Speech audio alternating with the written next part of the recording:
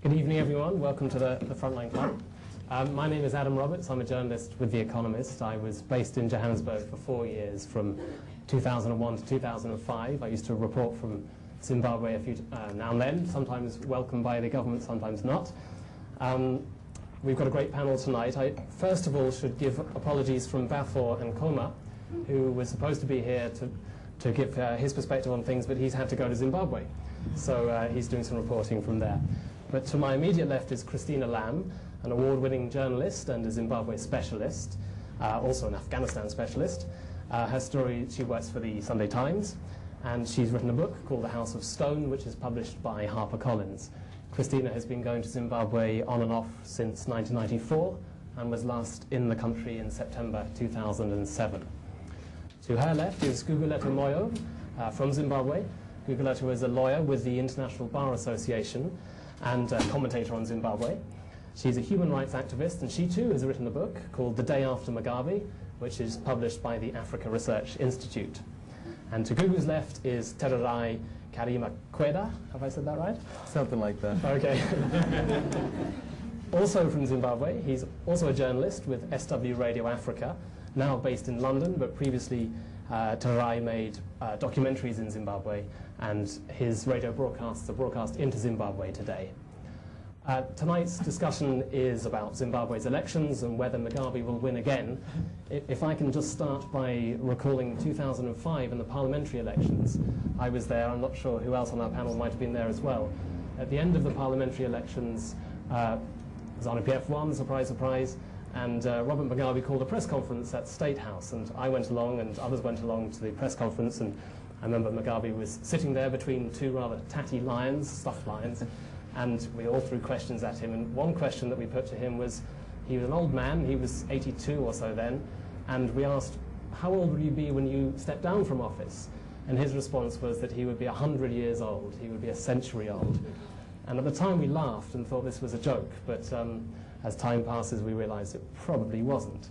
So the theme for tonight, and maybe my first question to each of the panellists, is whether you expect Robert Mugabe to be in office until he's 100 years old.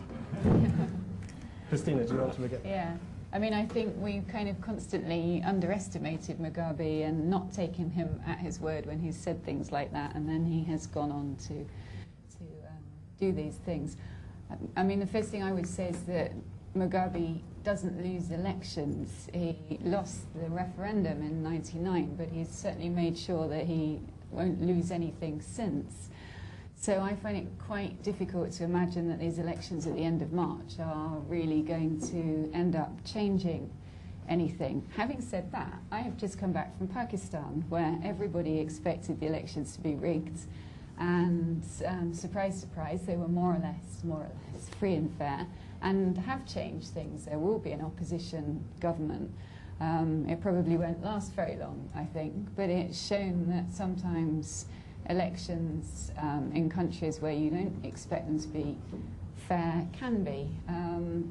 And so is a reason for hope. Another reason for hope, of course, is the emergence of Simba Makoni as a candidate, and somebody coming from within ZANU-PF itself.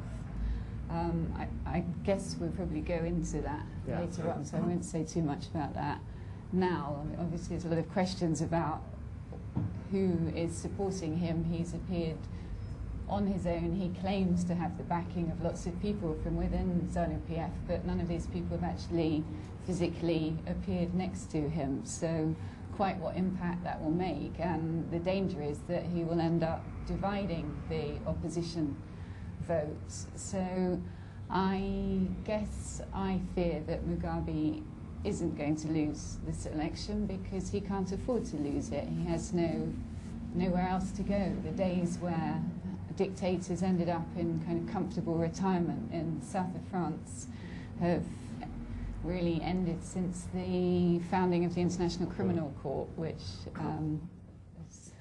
Gugu might have things to say about that. But so I just don't see, he can't just step down and go and live somewhere quietly, because he has a lot of blood on his hands, and it's also not just him. There are a lot of other people around him as kind of mafia running the country. So My hope is that something like Pakistan will happen and surprise us, but I suspect that won't happen. Thank you, Christina. Gugu, what's your view? Do you think there's any chance that the election will be free and fair?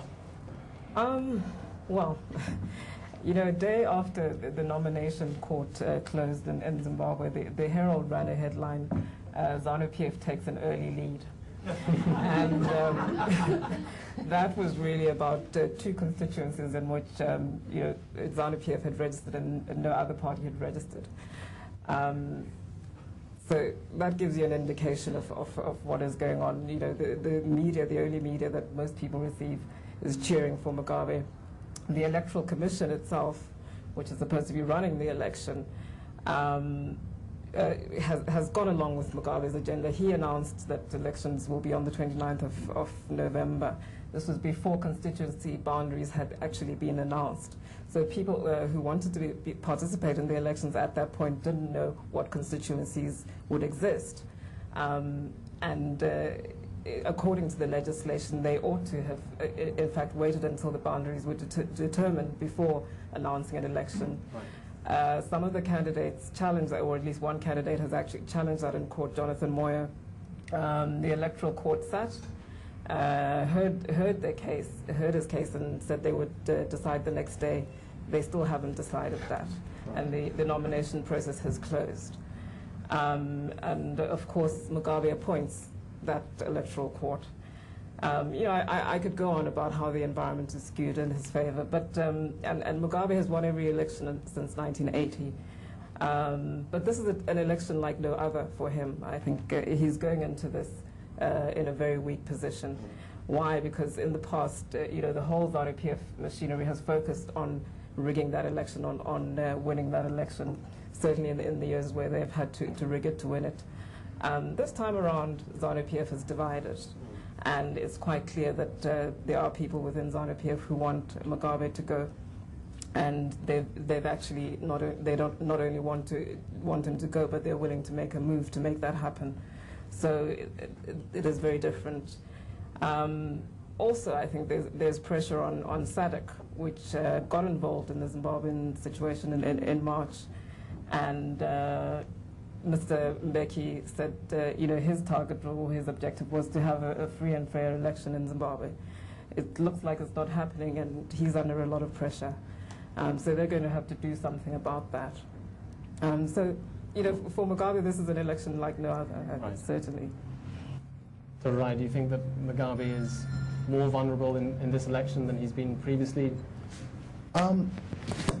Oh, sorry. I'm one of those people that, for a long time, you know, we came here to open this radio station 6 years ago. And for a long time, I was an optimist. You know, I didn't unpack my clothes till about 2 years ago. Because for 4 years, I refused to. I kept believing he's going, Mugabe is going. And then I learned one thing, which I think Christina touched on, which is quite clear. Mugabe tells you verbally what he's going to do, and he sticks to it. He said, Zimbabwe will never be recolonized again. He has said this time and time again. And he views the opposition as puppets of the West, and these are the people that he's talking about, that if they were in power would colonize Zimbabwe. Two, he's learned that dictators, whatever promises may be made to them, they don't always work out, you know, hence Charles Taylor. I mean, the guy was made promises, wound up in Nigeria, and then Nigeria was pressured to turn him over. He wound up running to the border with a sack full of cash. Mugabe cannot imagine himself in that position, and he's not ready to go. So yeah, I finally unpacked, and I'm telling you, I'm staying for a while. I might as well start making friends, because he's not going anywhere. I mean, I laughed about this for a long time, and as I ran up the stairs just now, I was cursing, you know, none other than Robert Mugabe, because my whole life for the last 6 years has to do with Zimbabwe. I can't go anywhere where people find out where I come from without them asking me about the situation, and you know, I find myself having to explain no matter where I am, on the tube, on a bus, in a shop. The minute they know you're from Zimbabwe, oh, that Robert Mugabe. So your whole life becomes that. But if you look at what he said, it's one thing. Now, what's on the ground is ridiculous. It's embarrassing. It makes me so upset when I think that this guy is extremely well educated, that he can give a speech as brilliant as the one that he gave at the United Nations this last time. You know, although it was all nonsense, it had nothing to do with the price of bread in Zimbabwe. But it was just one of those really cleverly well done situations where he even drifted into Latin and all of this. Now, curses the British who educated him. And I think Becky put it best, Thabo Mbeki's brother, who I interviewed last week. He said Mugabe is a miniature Englishman. He fancies himself as a miniature Englishman. These guys have become the elitists that they replaced. So you've got apartheid all over again, but in the hands of black people doing this to their own. He's not going anywhere, and I believe that he's here to stay. If he needed or if he wanted to provide a free and fair election, we would have had an independent electoral commission. We don't have that. The Zimbabwe Electoral Commission that is setting up the entire process right now is broke. It's full of people that were appointed by Mugabe. They did the delimitation exercise, moving constituency boundaries around by themselves, and up until now, have they even published the new boundaries yet? They have. No. People still don't know which wards or constituencies they fall under. So there's no way we can have, I mean, anyone who would think that we can is not aware of what's happening on the ground. And this is why I was disappointed by Simba Makoni on the BBC interview this morning. He says, yeah, there's a prospect that we might have a free and fair election. And I wondered which Zimbabwe he's been visiting, because there's no way that each Zimbabwe can have a free and fair election. Well, can we focus in on that question then, the Simba factor? I mean, is Simba Makoni more of a threat to ZANU-PF and splitting that party, or is he more of a threat to the opposition and splitting the vote against ZANU-PF and against Mugabe? Christina, I mean, the opposition seem to be well able to cause damage to themselves without Simba Makoni getting involved. I think it's one of the frustrations of covering Zimbabwe has been that the MDC haven't managed in all this awful situation, this country with the world's highest inflation, the lowest birth rate, the lowest life expectancy, so many awful things, and yet the opposition can't actually get their act together and unite and fight against it. So I think that had happened before Simba Makoni emerged. I just have no sense of who he really has with him. As I said, he claims to have all these people backing him. And on my last trip, I met a cabinet minister who was very critical of Mugabe, but of course off the record. And so he would be somebody that I would imagine is backing Makoni in this. But until we really see who's going to come out, I think it's very difficult to see him making a huge impact. I mean, maybe he left it too late to, and the way that he, initially denied for ages that he was going to stand, and then suddenly made this surprise announcement that he was going to, was all quite odd, I thought. Gugu, what do you think? Is Simba a real factor? A lot of the coverage has focused on Simba Makoni's personal attributes. I don't think that is it. I think what is important about Simba Makoni is what he represents. He did it about announcing what he was going to do, but I think that had a lot to do with what was going on in the mediation and within the MDC, because Simba Makoni does have support from a group of people within ZANU-PF who stopped Mugabe from extending his term of office to 2010. I think it's quite clear that he has support from that group. They also had hoped something would come out of the mediation, that Mugabe would somehow agree to retire. And when they realized he didn't, they then decided to do something further. And of course, they waited to see what the opposition would do. If the opposition would unite, there wouldn't have been a need, or at least they wouldn't have had much of a chance of defeating the opposition. Yeah. And only after they had looked at all that did Simba Makoni decide to go into it. Also, he has the backing of some very influential people within business. He's one of them. He goes to the World Economic Forum and talks, and they trust him. They also have a lot of money to put behind him. And there has been a lot of work that has been done behind the scenes, particularly by people in business, trying to put together a sort of reform program for Zimbabwe, economic reform primarily, but social reforms and so on.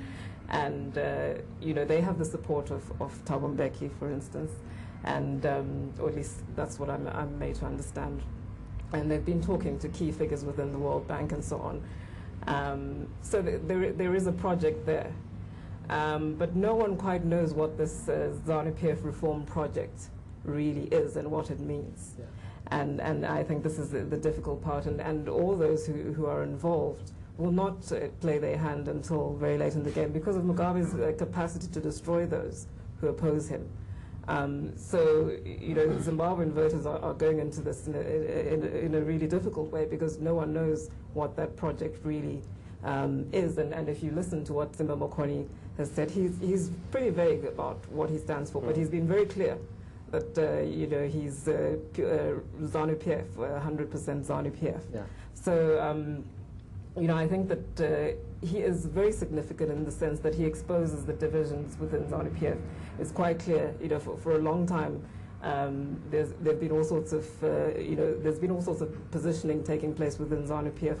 But now I think, you know, the mask has fallen off. It's quite clear that ZANU-PF is divided, and it's a weakened party, and that is important. Right.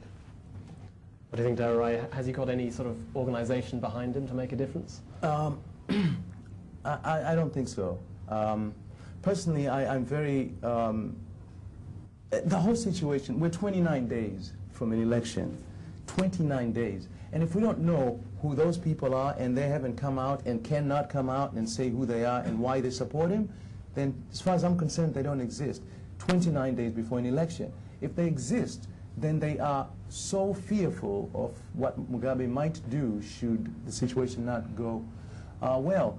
Because I think Zimbabweans deserve more than that. They deserve more than a guy coming out just a couple of weeks before an election. No one knows what his platform is. He was asked on the BBC this morning, what program would you put in place to turn around the economy? And I think his answer was, I'm not going to discuss these micro issues. and the presenter was kind of shocked at this response. He said, but Zimbabweans who don't know where their next meal is coming from, which is a fact, would want to know what you would do. And he says, I don't have a crystal ball to tell you where their next meal would come from.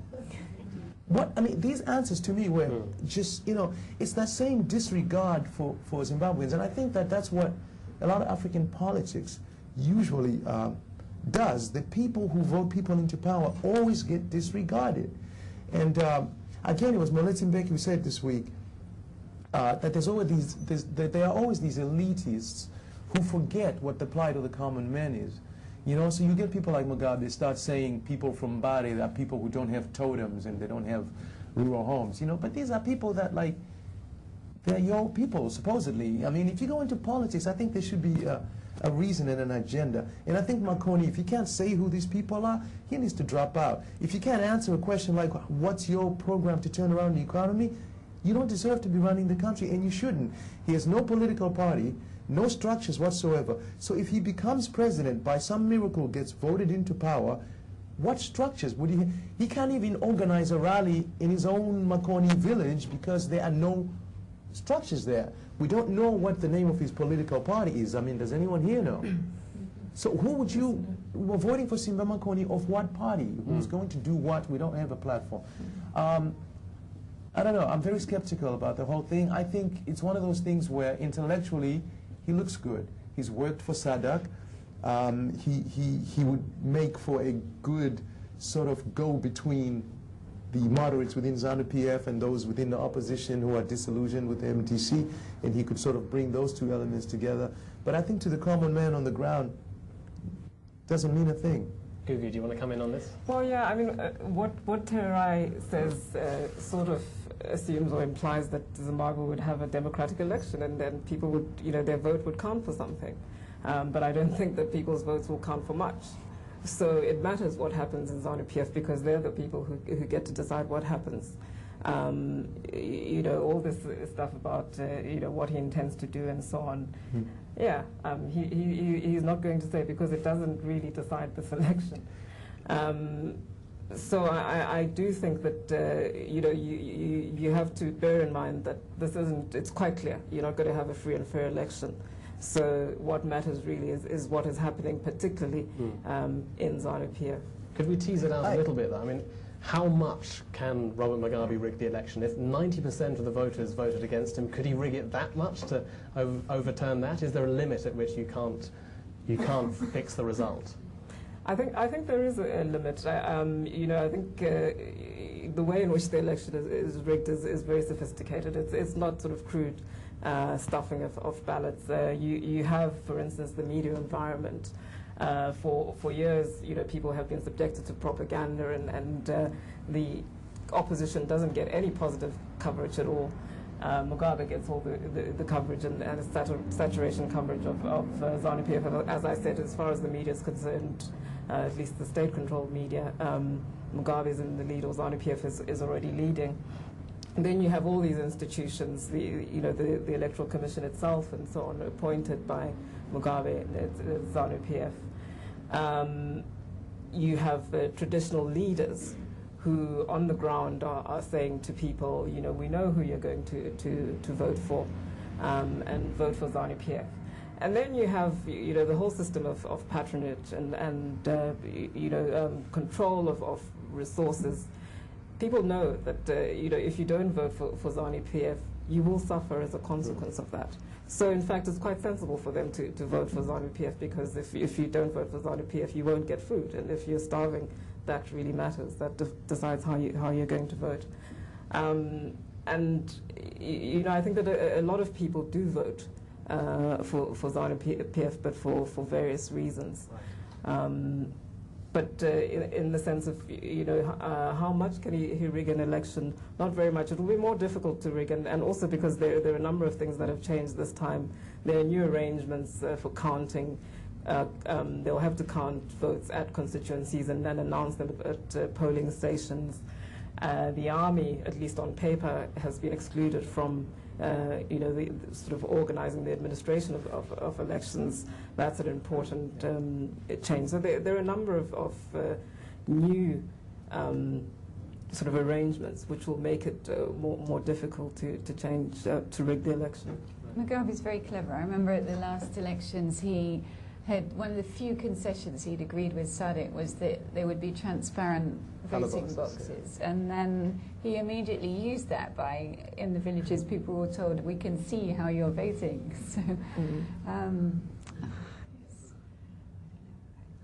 So just one other point on these elections. I mean, we all know they're not going to be anywhere near free and fair, and as Gugu said, it's very sophisticated rigging that he's done this time. But let's not also forget that these are people who ignore decisions by the highest courts in the land. The Supreme Court can say one thing, the High Court can say one thing, and they just proceed to do what they want. So he could pull a Kenya. I mean, results can come and show that he's lost by whatever, and maybe they will announce something different. We don't know what he's going to do exactly, but we do know that he has put some very sophisticated mechanisms in place. The MDC has said they're participating because they want to document, should he rig and should it be proven that he's rigged, they want to have documentation of this, because this is what they believe got Mugabe isolated the first time when it was proven that he had rigged an election. But people get assaulted and beaten and killed on the way to elections in Zimbabwe. And I think that if we all know that it's not going to be free and fair, then we're playing this game where, there's some other agenda. But, there are people who do suffer every time there's elections in Zimbabwe. I mean, as it is, the month of February alone, I can't tell you how many reports I've done with people on the other end of the phone who are bleeding. Yesterday, Pishami Chaurai was attacked by 48 people at a growth point with their shops, simply because they were wearing MDC T-shirts on their way to a meeting. ZANU-PF is still arresting people for having private meetings in a private home where they were discussing their polling agents and their election strategies. So, it just feels like this silly game we play over and over and over and over. And I'd rather, really personally, I think, if they're boycotted, get out of Parliament because nothing's happening there. ZANU-PF is the majority. Everything you do is overridden by ZANU-PF. ZANU-PF would have had that country to themselves, which is what they really are doing anyway, but we're sort of playing this game with them. I think if the opposition had left Parliament a long time ago, give them the country if they want it. The economy is unmanageable. He would have been isolated a lot more than he is now, and then focus your energies on other things. Because ZANU-PF is going to do what they want. It sounds radical, but I think it's time to try a different strategy. Okay, let me take one more question, and then we'll open it up, I think, for everyone to... I would just say, I agree with Gugu that the only way things are going to change in the current situation is from within ZANU-PF. I don't see any change coming from outside. But I wonder, I mean, Simba Makoni is seen so much, or is so much a favoured candidate of the West, and they've been lobbying him for a long while to do this, that surely that's going to work against him. Mugabe's going to use that. He is doing that, but you know, this again, I mean, Zimbabwe is so difficult to try and sort of describe and explain right now. But you know, that depends on how much support Simba Makoni has within ZANU-PF, and it's quite clear that he has support within ZANU-PF. So the people Mugabe is speaking to are the same people, or some of them will be supporting Simba Makoni and quietly campaigning for him.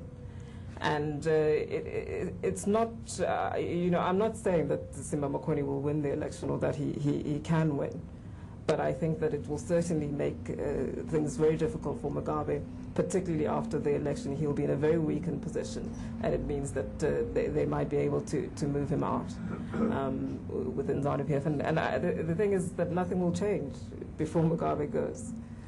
So I think that's an important first step that must happen, however it happens. Okay, quick point, and then we'll let some questions. Yeah, just I don't see really how Simba Makoni you know, for example, the MDC, when it split, we made noise about this other formation, Professor Atham Tambar. I've yet to see a rally where there were thousands of people at a rally by that formation. I think some of these parties exist only in these internet chat rooms, websites that we all put out, and on the ground, a lot of these people don't have a lot of support. So we make them out to be these powerful entities that really make no difference. We keep talking about this support that Makoni has from within ZANU-PF, this split within ZANU-PF.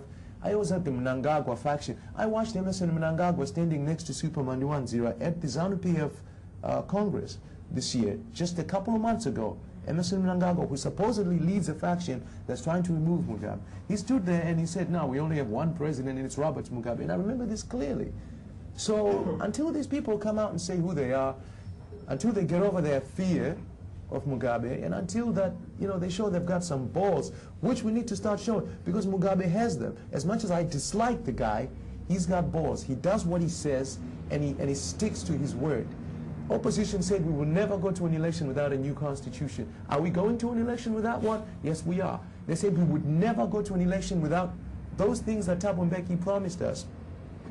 If they're not implemented, we won't go. They're going without him. Then Mugabe bamboozled them into signing Amendment 18. I am sorry, that was a dumb move. And we've been holding them in an eggshell because they had the only viable chance of removing Robert Mugabe. So everyone tiptoed around MDC for a long time because they had the only chance to remove an evil. It was the lesser of a really terrible situation. But I think it's time now, because I think Christina even said it, that they don't need Makoni to split the opposition. They've been blundering around themselves. And if they're going to keep making mistakes, like signing an amendment to the Constitution while demanding a new Constitution, what sense was that? And it gave Mugabe, by the way, the power. This is what harmonized these elections. It gave Mugabe the power to appoint a successor through Parliament, that same amendment. And they went around signing it because Thabo and Becky said, if we sign this, Mugabe will give us some concessions. Mugabe turned around and said to them and Becky, out. Becky ran around from State House. This happened. I'm not making it up. Becky left South Africa. It's not that Mugabe went to South Africa. You know where the power base lies. Becky left South Africa, went to Harare, ran around from State House to his ambassadors, to the High Commissioner's house. Well, Mugabe won't do this. Can we do this? They give him an answer. He runs back to Mugabe. They got him running back and forth. So who was running who? Was Mugabe running Becky or Becky running Mugabe? Mugabe refused all three options Becky gave him. Becky went back to South Africa and tried to say that he had succeeded. On what? Okay, let's have a couple of questions from the floor. There's one very keen person here and one at the front. Hello, just an interested party. I was hoping that the panel could comment on the international community's role on a political level as well as a business level, and also from the Western perspective as well as the Chinese. Okay, thank you. And this gentleman in the front. Yeah, my name is Itai. I'm from the Zimbabwe Guardian. I wanted to just make a quick comment that there seems to be an overemphasis put on ZANU-PF rather than on actually strengthening the opposition. As we know, ZANU-PF has had divisions since its formation in 1963. But as a party, they've managed to maintain those divisions and go into power. And my concern is a lot of people look at the MDC and then try to think that MDC will go into power simply because ZANU-PF has had divisions. We've seen divisions in ZANU-PF for a very long time, and they've managed to maintain some homogeneity even with those supposed divisions. And also, the weaknesses within the MDC have to be looked at. The MDC has sort of rang its own death now, to be honest, with the divisions, with the mixed messages they're bringing. At the moment, Morgan Tsvangirai is busy campaigning in the urban areas. We know he's got a lot of support within the urban areas. So he should really concentrate in where he doesn't have support. Whether he's trying to make himself feel good about having support or trying to re-influence the people to vote for him, we're not sure. Do you have a specific question for any of these? I just wanted to know what the panel thinks of the strategy of the MDC in relation to ZANU-PF, and also just with regards to the role of the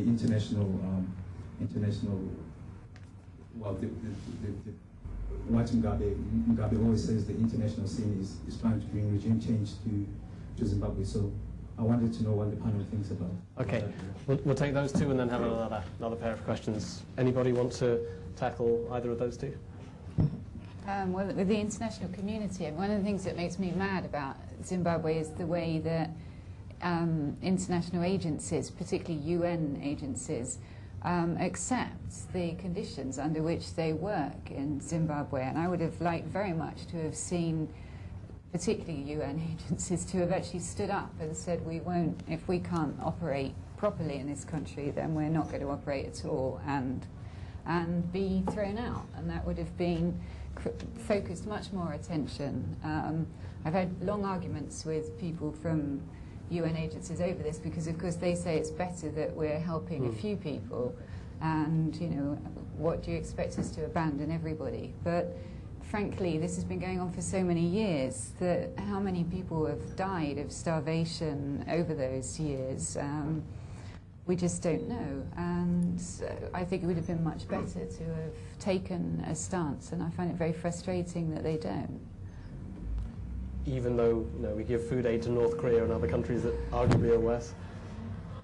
Well, that's a whole subject of a debate, I think, here. But I just feel that people have too much accepted what Mugabe imposes on them. And even after the Marambas-Fina operation, the UN, in agreement with Mugabe, built a community for people to be moved to who had all their homes destroyed, and that was all agreed, and they built this place, and then Mugabe's people went in and demolished that, and the UN said nothing, and they publicly tried to pretend it had never happened because it was so embarrassing. But if they're just going to be kicked around like that and allow their food aid to be used for electoral purposes, which is what has been happening, I think is really shocking. Has helped sustain him in power. Yeah, no, I'm with Christina on this one, where I think too many international agencies accept the situation as it is. The World Food Programme being one of the ones that really upset me the most. I remember speaking to them, the headquarters in South Africa, and I was telling them about a particular incident where food was being used for political purposes, and I was giving them facts and names and things like that, because I thought they should know because they had donated this food. And he just basically said to me, we'd rather feed those few ZANU-PF people that wind up getting it rather than not feed anyone at all in the rural areas. And I thought that was a rather really sick answer to give. And I think sometimes they should put their foot down. Another thing that upsets me is that there's very little known fact, but the UN also pays for a lot of events that involves ZANU-PF and the opposition. And I remember once, I forget which holiday it was, but it was paid for. There was a celebration in Zhanna or one of these high-density areas that was paid for by the UN, and ZANU-PF actually did not invite the opposition. It was an international day of something or other, paid for by the UN. And they were celebrating within the rubble of Operation Murambatsvina. I mean, the houses that had been destroyed not long ago. UN pays for a party, ZANU-PF is partying there, and MDC is not invited. I think sometimes that money is just wasted. And also they are given conditions. You can't bring in food to Zim and just distribute. Everything has to go through government channels, and they know that it's politicized in the end if ZANU-PF has a hand in it. China, I think someone asked about China. China's being allowed to get away with so much in Africa. If you ever wanted evidence that, cash rules, business runs everything, China is the greatest example. I mean, remember the whole incident where first it was Bill Gates, who used to be one of my heroes. China insisted that he remove certain words from their browser that had to do with democracy. And because, a billion Chinamen equals a billion computers sold, Bill Gates removed that language from their browser. And that was very disappointing. The British signed many contracts with the Chinese last year, banks, insurance, etc. In Africa, the Chinese are taking all the resources they need to feed their machinery and feeding dictators. They're in Darfur, in the Sudan, they're in Zimbabwe. They've flooded the place with their cheap products. I mean, everyone knows the whole Xinjiang joke in Zimbabwe where their products are called Xinjiangs. They fall apart and they don't care who they do business with. But it's not just Africa that's letting China get away with all of this. I mean, a lot of countries. America has done it.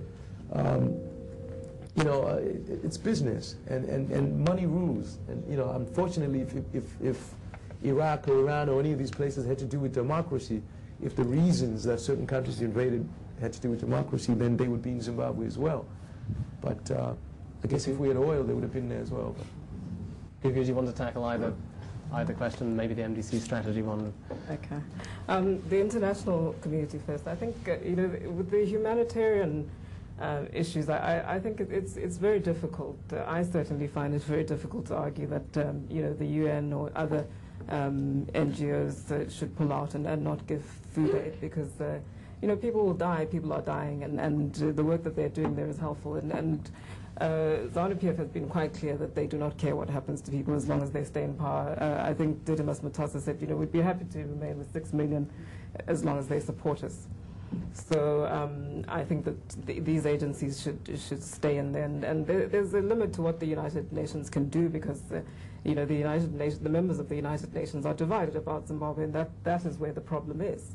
So you have the West wanting to do something and being very strong about it, and Africa and some of the other developing world leaders in fact supporting, saying, we don't want to be told what to do, particularly Africa. We don't want to be told what to do about Zimbabwe.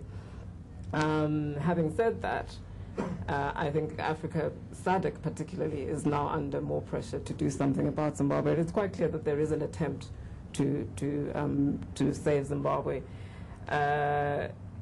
Namibia and Angola have been trying to at least lend Zimbabwe money to continue to supply electricity in a very small way. It just shows you how bankrupt the Zimbabwean government is. I think they loaned Zimbabwe something like $12 million US in order just to get a bit of power into Zimbabwe. So the situation is very desperate. And I do think I appreciate the arguments of those who say, well, if you let Zimbabwe's economy slide any further, trying to rebuild it will be a very expensive task and it will take much longer. So trying to save what is there is important, and I think this is the tragedy of Zimbabwe, in fact, that people have suffered so much they can't do anything for themselves. So in a way, it's important to try and strengthen those people who are there, particularly just, with food. People are leaving Zimbabwe, they're crossing into Zimbabwe, so there'll be no one to vote, and so it's important to support those who stay there. And I think the international community, particularly Western governments, have done a lot to support pro-democracy forces. A lot of money has gone into that. So besides food aid, there is a lot of money going into NGOs who are campaigning for democracy and to support the opposition, I think. But having said that, I think SADC has prepared the world for, Mugabe victory. One of us has said recently, the world, will only accept an election in Zimbabwe as free and fair if Mugabe loses. So I think they can see that this is coming. They can see that they've failed, and they're preparing the world to accept another Mugabe victory. But I think they also are under immense pressure, and this is where the role of the international community comes in. And again, also, I think the international opportunity has an opportunity to exploit these divisions within ZANU-PF, because it's quite clear that there's some people, whether they're reformers or not, they certainly think that the situation ought to be rescued. They're suffering as well. They were making money, but now they're not making so much money, and they're not going to be able to turn the situation around without the help of the international community. Right. And this is where I think the international community comes into it, where whoever wins, we're going to have to work with them. At the end of the day, if Mugabe were to turn around now and say, I'm reforming and change a whole lot of things, I think I would be quite okay with that. And so what we have to accept is that something is going to happen, an election is going to take place, and somebody is going to be in power. Unfortunately, if it's Mugabe, nothing's going to change. So yes, by all means, don't support him. But if it's anybody else, I think the international community will then have the ability to press for further reforms. The return of the rule of law and a whole range of other important reforms. And so the international community, I think, should prepare for that. But before that, I think they should be applying pressure to SADC to ensure that this election is open. What Christina said about Pakistan. Yeah. It's possible, I think, for that election to be freer and fair if we shine some light on it. So if there's a bit more openness, if they press for monitoring of that election, proper monitoring, I think the possibilities are good, and the international community can do that. Yeah. The MDC, that's nice, quick, easy. that is a really difficult one. The MDC has I think really disappointed very many people, and I think this is what makes Zimbabwe very difficult. A few years ago, the people who are now writing about Simba Makoni and advocating for his candidacy are people who a few years ago would not have dared entertain any ZANU-PF candidate, coming on the scene and saying, here I am to save you. But the fact that people are even thinking of Makoni and knowing that people like Mujura are backing him, it tells you that people are desperate. The MDC has really disappointed. People were hoping that the MDC would unite, but they didn't. And my understanding is it's about jobs. They all want to get into Parliament, so none of them are willing to give up, their positions. At the same time, of course, they have suffered a great deal of persecution, and that weakened them. And so I do feel sorry for them, but unfortunately that isn't enough. And I also understand and support their approach that they will try for non-violent change, and so I respect that. But unfortunately, I think that really. The problem was within the MDC. They should have seen beyond these sort of narrow goals and united. They should have done that. Let's have another round of questions. There was a gentleman, I think you wanted a question at the front, and then we'll take 2 or 3 more over here. Yes, actually, I've got two questions. One is that... Could you identify yourself? Okay, my name is Farai Matsumba. One is that with the prospects of a Mugabe victory, I mean, people in Zimbabwe face another bleak and hopeless 5 years unless someone can pull something out of them. So my question really is that, so, you know, do members of the panel see that things basically continue, you know, basically people lobbying, the international community lobbying, the MDC hoping for some change of heart with ZANU-PF, or is it time for people to, well, let's say take a Kenya solution, go out on the street and, you know, try and do their own, find their own solutions, let's put it like that. Okay. That's my first thing. The second one is that, I mean, from the,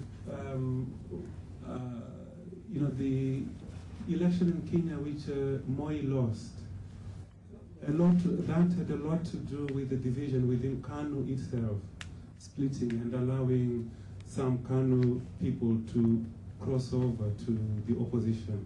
And that's what allowed Moyo to come in. And, you know, listening to everything that has been said, there, you know, even though it's this late stage, if there is genuine support for Makoni within ZANU-PF,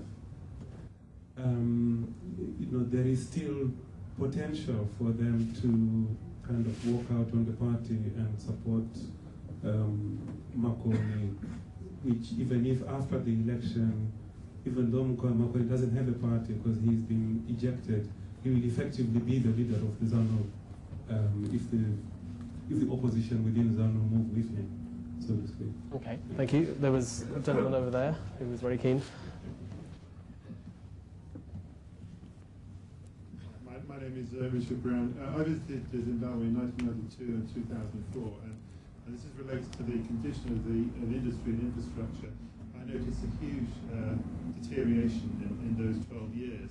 And I just wondered whether you think that if Mugabe does leave office, that a huge international reconstruction effort will be necessary, or will it be more of a relief effort, which is probably not sustainable? Okay, thank you. We'll lady at the front here, and then the gentleman at the back, and then we'll go to the panel. My name is Moyo. The first question is to Tererai. You seem to be very pessimistic about Simba Makoni. In fact, you really are not so convinced that he can actually make any difference in Zimbabwe politics. But in a way, for so many people, it seems like that's the one solution to actually help the situation where MDC has not been able to deliver to the promises or help the people of Zimbabwe. That's one question. And the second one is only to the panel. Why is it that Mugabe is so feared, even by the people within the party itself, I mean, the ZANU-PF itself? And the final one is about the business, sorry. Is about the international business community. We understand, or I'm made to understand, that there are so many business companies there who are just sitting and waiting for the time that Mugabe leaves, and then they just sort of pounce on Zimbabwe because it has so much to offer. Do you think the reason why Mugabe has kept to his word of not wanting to leave the government has anything to do with the fact that he knows that the international community does need him? Or? Okay, one last question for this round, gentleman on the back row. I'm Derek Sman. I started the Daily News in Zimbabwe, and we will be back this year after the election. I want to make a few observations and one question. Okay. The observation is, one, everyone in this room, if they could do something for Zimbabwe, and we said do 10 press-ups, they'd do 20 and kill themselves to make a difference. The fact is, no one in this room has one chance at all to vote in the election. The election is not going to be decided in this room. So one of the issues is the Makoni is sort of the voice of the chattering classes, the self-interested businessmen who've made a lot of money out of ZANU-PF, who are now coming out or not coming out, and the worry is. The fact is Shanghai has more votes in previous elections legitimately, but fraudulently gained against him. I think the difference now is the Makoni factor. The fact is, the first time we have 3 candidates, 2 of them within ZANU-PF, from whichever wing, and the president will only be elected provided they have a 51% vote. I think the most interesting thing is, what do the panel think about the chances of an outright winner in the first round, because I don't believe there will be one, and how do they see it breaking down between the 3 candidates thereafter? Okay, thank you. Maybe choose a question or two that you want to tackle. Well, there's a lot of questions there. I mean, the first question about whether, because it all looks so bleak, whether it's time that people take to the streets. I mean, it is incredibly bleak. There is no, I cover awful stories in other countries, Pakistan, Afghanistan, other places. There is nowhere that I find as heartbreaking as Zimbabwe, because every time I go back, the situation has just got worse.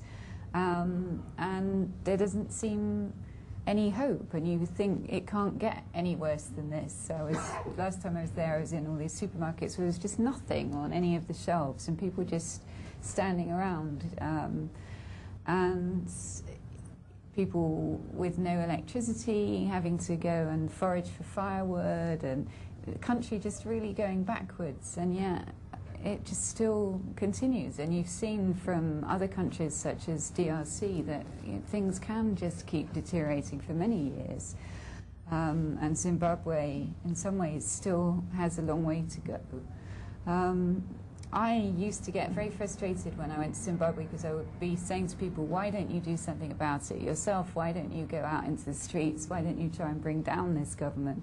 And couldn't understand why people didn't do that, despite having interviewed lots of people who'd been horribly tortured and actually seen the evidence of Mugabe's repression. But what really made me change was during Operation Round Botswana, seeing how people just had their homes bulldozed by these policemen and ZANU-PF thugs, and just did absolutely nothing. And I watched in Mbari, in the biggest township of Harare, just people sit there and see everything that they had ever worked for be destroyed. And I just can't imagine having my home, not just my home, but people lost everything that they worked for, beauty salons that they'd built, carpenters' workshops.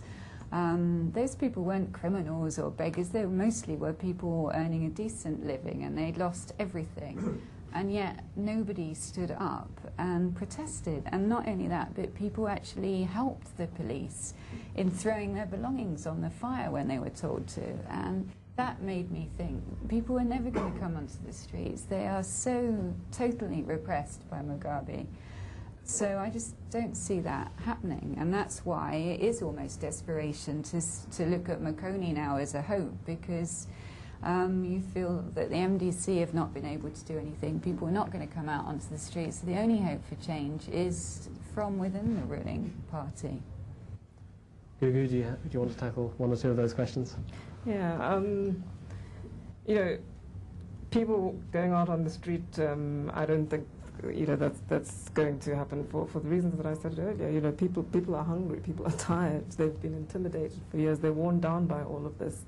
They spend their time trying to find food, you know, and that's serious business. And then when you're ill, you know, I was in Zimbabwe in November. You basic things, when people become ill, you provide your own drip at the hospital, you get a prescription, you can't get medication, and so on. There's a problem with the HIV and AIDS, you know, people are going to funerals all the time, you know, all these things are very difficult. And when I went to Zimbabwe, people weren't going to vote. Now when I speak to people, some of them are going to vote, so that's progress, and that is because they felt in the past that the election wouldn't make a difference. With Simba Makoni having come out, they think that things are different. And again, it's difficult to tell what people mean by it's different. They're not necessarily saying they're going to go out and vote for Simba Makoni, but as Derek said, you know, that there is a chance the MDC this time might get more votes. But the MDC is also deeply divided. And, Tererai is not in the position that he was in last time around. So and it's difficult to tell what impact that those divisions will have, at the election. It's quite clear, for instance, that in Matabeleland, he might have lost quite a bit of support. He's trying to regain that, and I think he's sort of one of the things that he said might have an unfortunate impact. He's put Gugulethu top of his agenda. Now, I think that's a cynical, perhaps, attempt to exploit that issue and, to get the Matabeleland vote, because of course Matabeleland is an issue, but I don't think it's necessarily top of the agenda for this particular election. But because he's lost a lot of support in Matabeleland, he has raised this to the agenda. But I don't know what that will mean for ZANU-PF, because remember that, and we haven't said a lot about that, you still have a very powerful, strong state in Zimbabwe. The military, is very well equipped and willing to use that force, to suppress dissent. And I think that if they feel and if the strong statements, well, when we get into power, we will deal with you. I don't know how they will react to that.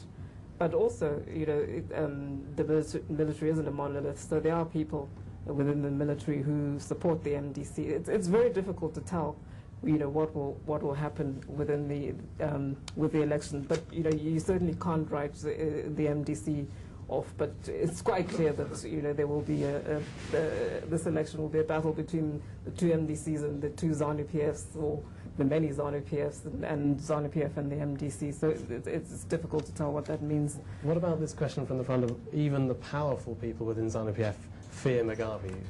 What are they fearing in particular? You can understand how an ordinary Zimbabwean on the street is fearing his house is demolished or he's going to be beaten up by the secret police, but are even the powerful fearing Mugabe? Yeah, they fear the same. Oh, sorry, go ahead. Sorry. Well, Mugabe's sort of 4 or so decades of dominance in ZANU-PF is sort of littered with, dead bodies, metaphorical and real. Many of them. Mugabe is a very skilled politician, and he has been able to eliminate his opponents in various ways. And he has, in many ways, been able to defend ZANU-PF's position in the West. He's very strong as a leader in ZANU-PF, and those who are around him know that, if things, which is why they're not willing to show their hand, if they get it wrong and they can't push him out, he will not, hesitate to do away with them, or at least destroy them. So I think they have a lot to fear, certainly from what has happened before.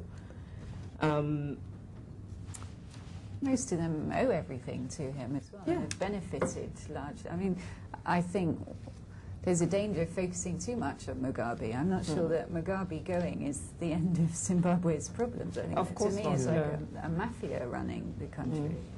Yeah, I mean, as you said, there are people that, surround him that have benefited this entire time. And it's not just him alone. Otherwise, they would have taken him out a long time ago. There is a club of certain people that even after Mugabe goes, they may continue. ZANU-PF is a party with a philosophy and structures and a method of doing things. And who's to say that they won't continue that after Mugabe is gone? Why do they fear him? I think it's quite clear. Mugabe doesn't hesitate to it doesn't matter whether you're an ordinary Zimbabwean. We all saw what he did to Morgan Tsvangirai. I mean, the guy didn't even commit a crime, They just snatched him off the streets, beat him silly in a police station, then paraded him in front of the global media. An opposition leader. Now, we're not talking about, scars on the... Have you ever seen, like, an opposition leader? Can you imagine here, David Cameron or something, bleeding, torn shirt, being paraded in front... In any other context, these things would seem bizarre, but for some reason we've begun to accept them in Zimbabwe as though they're normal. But that's what Zimbabwe is. As they say, we've been ZANUized in a sense. And it's that culture of violence that ZANU-PF has created and developed there, and I think it will continue for a long time. So if he can do that to an opposition leader, and Gugu said there are people who Zimbabweans know who died in the past, and everyone sort of whispers around that Mugabe eliminated this one and eliminated that one. So it's known. That's why they fear him. And that's why they won't come out and say we support Makoni or this one or that one. By the way, I also want to just quickly say the MDC, as much as I've said that they've made a lot of mistakes and blunders, I've got to give them a lot of credit. Would you mind, please? Because they've been brutalized for a long period of time. And if you can manage to stay like that in Zimbabwe, you know, where just having a meeting or just doing normal things that anyone would be doing in an election, you're arrested, beaten. I mean, to be able to keep a party together like that and have followers, I got to give them a lot of credit. I don't think a lot of people would have held in there under that much pressure. So, you know, we are saying a lot of very negative things about some of the decisions they have made, but I got to give them a lot of credit because Mugabe has really, really thrown everything but the kitchen sink at them, and they've remained in there. They still have structures that are strong. I mean, their launch in Sakuva was well attended. If anyone has seen pictures of that, there were a lot of people there. They were a very organized team. They were all wearing the same T-shirts. They put out their election manifesto, painted a picture of what they're going to try to do when they go into power. It's the only opposition party I've seen do that. If you really want to look at who he's got power, it's the only opposition party I've seen have thousands of people at a rally, and they've put out an organized picture of what they want to do. Now, Langton Tongana, who is that? I mean, there are people here who probably haven't even heard of his name, but he's a presidential candidate. And this is how ridiculous this thing is. People just rent hotel rooms, invite the press, and say, I'm running. Then I might as well go home and run myself. What about this possibility of there not being an outright winner? Is there? Yeah. You know, I think there is a real big possibility of that. And of course, then you would have to have a runoff between the two leading candidates. And this is where I think it would matter. You know, the way I see it, it would probably be you know, Mugabe first, Tererai second, and Makoni last, you know. And then it depends on what Makoni decides to do, you know, whether they pull that vote, or at least behind the opposition, which I think they might do. But it's really, you know, difficult, I think, to predict that. But certainly, you know, there's a possibility that there will have to be a runoff. And the question about reconstruction, is there any, if we can think that far ahead, do you think there's a relief effort that's first, or is there an effort to, if the day comes in Zimbabwe that there's reconstruction, is it a huge task to reconstruct the infrastructure? It's quite huge. I mean, it always takes much more to rebuild than it does to destroy. And I think that if you look at what's been destroyed, I mean, the place is falling apart. I've gone for days without being able to reach certain people because they couldn't charge their mobile phone because they didn't have electricity for a while. People are stealing the cables that are used. I mean, you know, people on the inside, people who work for the Electricity Supply Authority, because they have the tools that can remove the cables easily. And the potholes, the environment, I mean, it's just, you know, there's no fuel. People are cutting down trees so they can have some firewood. I mean, the place is a mess. It's going to take a long time, but hey, the sooner we start, the quicker we get there. I mean, it's never a hindrance. But I think we can't really go that much further. I mean, you know, the level of suffering I just think has reached at ridiculous levels. I mean, when we start talking about a pound is 20-something million Zim dollars, it's like equal 1 pound. It's just ridiculous, and I think we need to start reversing. And especially since it's just one man and one party that are keeping this. Do we have time? We have another round of questions. Just a comment about the reconstruction effort. I think there is a lot of work being done already. You know, there are various groups who have been working on you know, the reconstruction program. Western governments are very involved in that. You know, donor governments and the business community. You know, there are lots of programs in place. And I think it's certainly from the investor perspective, it seems that there still is a lot to save in Zimbabwe. Merrill Lynch did a report on Africa last year, and they had a list of something like 50 companies to watch, and something like 10 of those were in Zimbabwe. So there's certainly something still going on there, and I think this is why there's a big battle.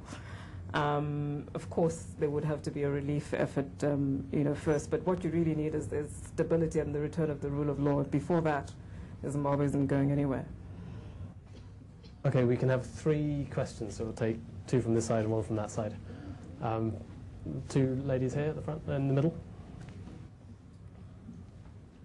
I'm from the University of Kent. I have a question about SADC and South Africa. I mean, in 2005, there was South African election observers. I think they touched down on the tarmac. They touched down on the tarmac of Harare Airport and already said it was a free and fair election. What do you think has changed this time to make? You said Gugu said there was more pressure on SADC this time, more pressure on South Africa. What's actually changed? Because I don't really see that there's that much difference now. Will the same thing happen again? Thank you. Just in front of you, if you want to. Hi, my name is Rose Davis. I just wanted to ask the panel, we were talking earlier about people coming onto the streets and so on. In Zimbabwe, 2 weeks ago, there was something called the People's Convention. 4,000 people gathered in Harare. I wondered if you were aware of it, whether people are reporting on it. I haven't seen much reporting, and I think that's quite significant. It was representatives of civic society groups who are just completely fed up, who are very disillusioned with the MDC apart from anything else. There was an attempt at that convention to get everybody to say they were going to back Morgan van der Rey, and they wouldn't. I just wondered whether the panel was aware of that, and to sort of just point out that actually, although people are very, very tired in Zimbabwe, there is still a lot of resistance. Was a Women of Zimbabwe Arise is one of the groups that is resisting hugely and have done quite a lot, and in fact they were probably sort of fed into even the calling of that People's Convention. They and other civic society people met with the South African delegation, and so there's just perhaps okay, just have time to deal with it. Yeah. Civil society. And the gentleman just here on the end of the road, just beside you. I just wanted to invite the panel to comment a bit, because I think Tererai, you've dwelt quite a lot in terms of like people staying within Zambia and not coming out. And we know very well with experiences of people like Kuruneli, where the government arrests you and then charges you later, and a year later you're still in prison. But it was suggested to me actually yesterday that by people staying in within ZANU-PF and the dynamic where the factions are actually reflected in the army and the security apparatus as well, that actually breeds a culture of mistrust, and as such can actually go a long way in weakening the rigging system, which has been quite strong, because now it's no longer unified. So 2 agents sitting next to each other might actually not be sure, who is betting on which side. And then I wanted to tackle you, especially Tererai, because I read a post that was on your website, and you said Makoni unveils his vision. And what struck me quite starkly in terms of SW Radio's shortwave Radio Africa's approach, since you've come out right from the beginning quite anti-Makoni, because in your heading you actually had the vision of Makoni in quotation marks. I just wondered, even if it was flawed, what was the basis for actually quoting it in quotation marks, for instance? I just wondered whether that was reflected in quite your strong stance against Makoni. Thank you very much. Tererai, you want to start off? First, yeah. I think the first question was about SADC and the pressure on SADC and what's changed this time. I really don't see anything different this time. I mean, Mugabe has said he's inviting only friendly nations to monitor this election and be observers. I don't see any pressure that's on SADC, and who's putting any pressure? I don't see any pressure at all that's being brought to bear on SADC. They tried this initiative with Becky, it failed, and that's that. It's finished, it's over. There's been no word from anyone else at SADC except from Becky saying that it succeeded. So I don't have any faith in that. I think Becky's brother was correct last week in the press in South Africa when he said that SADC fears the emergence of parties like the MDC in Zimbabwe.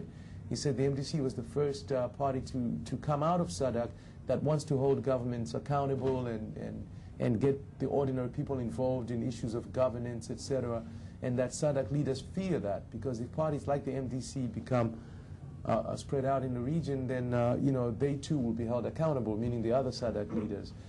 So I don't see any pressure being brought to bear. In fact, this is why they're quiet on Mugabe, and this is why I think they support him. The People's Convention, yeah, I was aware of it. In fact, I covered it personally. The women of Zimbabwe Arise Waza, which you talk about, they were beaten at that convention. I think they went into the Africa Unity Square Park or something, and they had their Waza scarves, and police just kind of dragged them out for a while, and they were assaulted in custody, I believe, on that occasion. In fact, I think they spent the weekend with cushions on their asses because they were, they like doing that, so you can't sit down. But that convention, yeah, they did fail to come up with a consensus, I mean, with a single candidate, rather, because there were people who felt that Makoni might be given a chance. But again, I think that ZANU-PF does what ZANU-PF wants. They haven't changed their spots, and this election is going to go the way that ZANU-PF wants it. The Makoni story you're talking about, I think that was done by Lance Guma. I think you took it literally, the quotes. It wasn't his vision in terms of us putting, that's what he had called it, and I think Lance quoted him in the headline, or he intended to do that.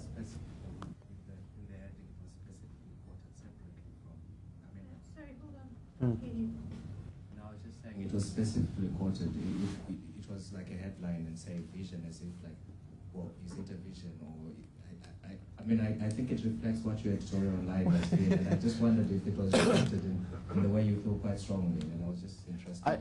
I've tried to be very fair about Makoni. To be honest, if I were to really present my personal thoughts, I would have been more brutal than I have been.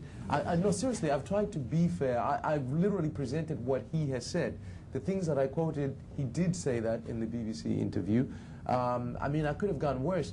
When he announced his candidacy, in Harare, I think I recorded him on, he was broadcast on ZBC. Now, if I were to tell you how ridiculous some of the things he said there, and I avoided doing that.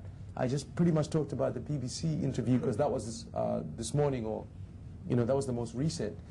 But, when you come out with statements like, land is not an ornament for beautification, it is he said that, by the way. Beautification, land, ornament, what? It was like, I just don't get the guy. I thought he was very bright, excuse me. I was expecting a lot from him.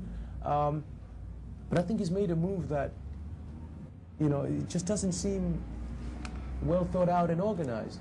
Remember, we asked him a month before that when rumors started spreading that he was running, and he said he was not going to run for president.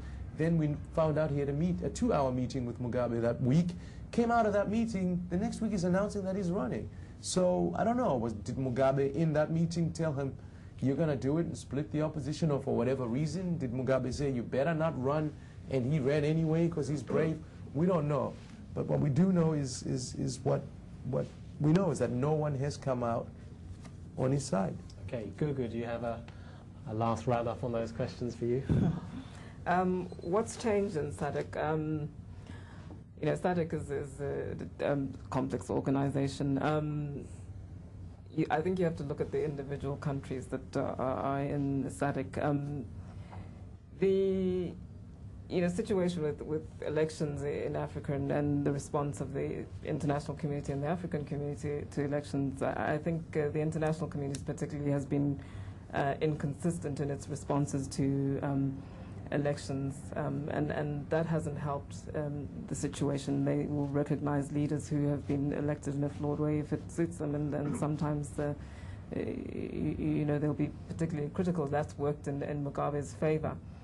And I think Kenya has and has not helped. What would Kibaki say to Mugabe about elections? What would Yar'Adua from Nigeria say to Mugabe about elections? So I think the African leaders would have a difficulty, pressing Mugabe about free and fair elections.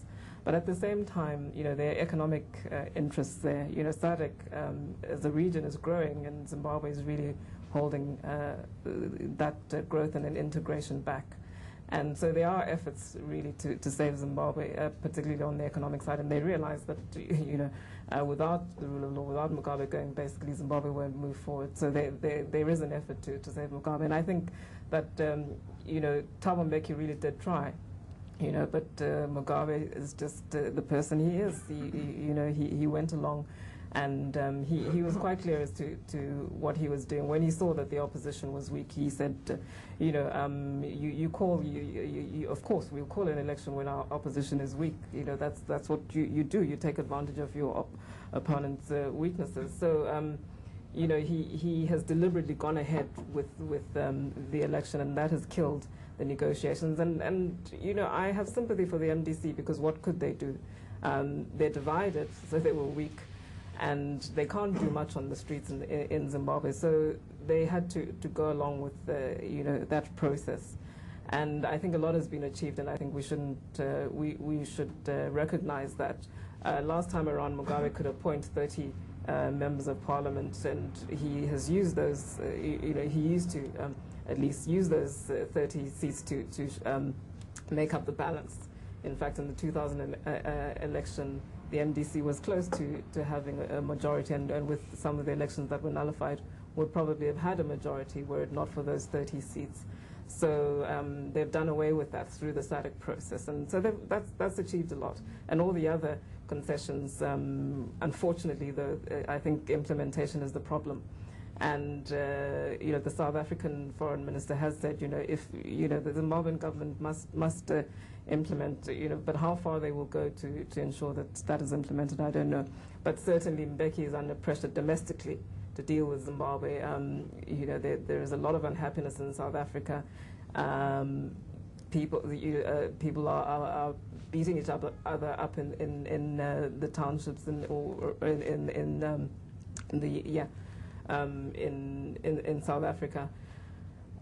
Because there are many Zimbabweans coming in, and people who are unemployed think that Zimbabweans are taking their jobs, and it's not necessarily true, but this is what is happening in South Africa. COSATU, of course, supports the MDC, and given the changes within the ANC, there is pressure from them for Becky to deal with this. So it is a domestic issue for him. But having said that, South Africa is also absorbed with its own issues internally. So I don't know what all that means.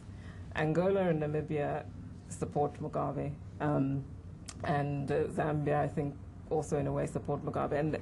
And I think the SADC project is a reform ZANU-PF, because part of it is about a peaceful transition. And I think that the concern is that, certainly from the SADC point of view, they believe that if it's not ZANU-PF, it won't be peaceful. So they're worried about a greater flow of refugees from Zimbabwe and so on. I think that they are under pressure to solve it. They must solve that problem. Becky has the World Cup to present, and then Zimbabwe must be solved before then, otherwise he will have a real problem on his hands. And China, just going back, because I remember that, China again it's interesting what has happened with Sudan. China is under a lot of pressure on human rights issues in Africa, and I think that that might affect also what they do in Zimbabwe. I don't think they will necessarily be supportive of the Zimbabwean government, or they will carry on with business and continue to make money. But I don't think that they will necessarily shore them up. The people who have been trying to step in have actually been the neighbors. Civil society is very important in Zimbabwe and plays a very important part in international civil society. And then this is where we come in. I, for one, I think, given what has gone on, have become fairly realistic about Zimbabwe. I still am an idealist and would like a free and fair election, but I don't think that it's going to happen anytime soon. But what I think we can do is work with whatever we have, and it's, for me, it's a bit like the difference between sort of convicts. You have on the extreme end Mugabe, who sort of really deserves life without parole. And then you have the other players who perhaps, one is a first offender, and that's probably the MDC, because there are serious flaws within the MDC, but there's capacity for reform. And then this reform ZANU-PF, which might be a more difficult reform project, but there are possibilities there, and I think that we have to try and influence whoever is going to be in there. But I know that civil society in Zimbabwe feels that it would be easier to work with the MDC. They're already committed to constitutional reform. They have a very close relationship with civil society, so they're hoping and backing. They're hoping for an MDC win and backing the MDC, and but anything else could happen. And then certainly, if Mugabe is gone, I think there will be opportunities to influence whoever does come in. Thanks, Gugu. Christina, any last thoughts? Just be very quick. I think, well, one of the big frustrations over the last few years has been the failure of other African countries to censor Mugabe, and in fact, not only that, but to actually give him standing ovations at international meetings. I think that has changed a bit. I mean, for the first time, we have seen other African leaders coming out and criticising Mugabe, and Mugabe has been very clever at presenting what he's done in Zimbabwe as a fight against the colonialists, when clearly what he's been doing is a fight to keep himself in power, and he doesn't really care what he does to his own people to achieve that. So I hope that finally we're seeing other African countries waking up to that as what he's really doing. I'm not sure, having said that, that what Becky really could have achieved in those negotiations, because what pressure can he put on Mugabe? Mugabe doesn't care. He doesn't care what happens to his country. He doesn't care if there's no electricity or if there's no food, or so that makes it very difficult to negotiate with him. And on civic society, I mean, I'm endlessly impressed by people that carry on there, the lawyers, the human rights activists. It, I think, is the most documented crisis that I've ever come across. But sadly, it's very frustrating because there are all these people documenting all the things that are happening, but what are they doing with it? And that makes it very, very frustrating, I think, for those people. I think Mugabe, too, has been clever in splitting some of these groups, and it's not just the political parties. He's managed to divide the lawyers, he's managed to divide the church. I mean, even now this crazy situation with the Anglican church in Harare, which is quite unbelievable, with the Kanonga having been told to go by an Anglican church but refusing and staying, occupying the cathedral. So it's hard to see any hope, really, in the short term, I'm afraid. Depressing note to end the discussion on. I'd like to thank the panel very much for a hugely informative and entertaining evening, and I guess people can continue the discussion in the bar afterwards.